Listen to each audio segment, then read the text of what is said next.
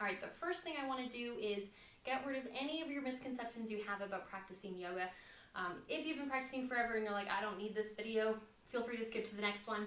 If you're just starting out, this is actually really important because I hear so many reasons why people are like, well, I can't practice yoga because I'm not flexible enough, I'm not strong enough, I don't have enough balance, blah, blah, blah.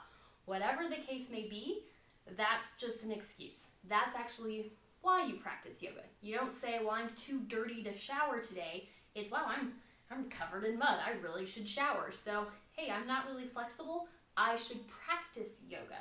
So that's definitely one of the things that we want to clear up. I hear it all the time. I also hear a lot, well, I tried yoga once and I didn't like it. Totally fair. I've done yoga practices I don't like. There are tons of different styles of yoga. There's tons of different teachers, the way they talk during their class, the way they talk about their poses. You just have to find something that's going to vibe with you. I do think that there is a type of yoga for everyone. You just have to find what it is. You have to figure out what you want from your yoga. If you want something that's more of a workout and you go to a yin class, you're going to be really disappointed because yin yoga is more restorative. It's about stretching your connective tissues. It's not about getting a high intensity workout. So finding those right styles of yoga can sometimes be tricky, but I just always say keep plugging away at it. Hopefully you like this style. Obviously that's why you're here, so I really am looking forward to doing this practice and these workshop videos with you. Also, one other thing to know is pose names. I've heard that kind of excuse before a lot too, like, well, I don't know the yoga pose names, I'll never make it through the class, I'll have no idea what I'm doing. Well, that's kind of the point. No one knew what they were doing when they started, and if you hear a pose name and you're like, wow, I'm not really familiar with that, look at what the teacher's doing.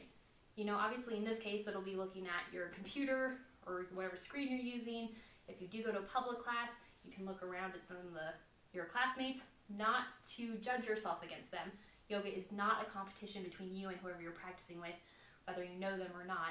Yoga is about you going internal and going through your journey, but you can look at people in the classroom to see, oh, hey, I'm not quite sure what that pose is, and look around, especially if the teacher is walking around giving instructions instead of demonstrating, that's a good way to see what's going on. So whatever kind of misconceptions you have, excuses you've had in the past, anything like that, just disregard them.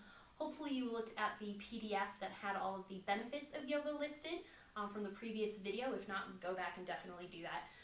That's why you want to practice yoga. So even though there are kind of reasons that people come up with for why they haven't yet, why they don't, you want to overcome them because there's tons of benefits to yoga, and we're going to get so many of those benefits with how we're going to build our practice. So look forward to seeing you on the mat. Let's get a little bit more into it, shall we?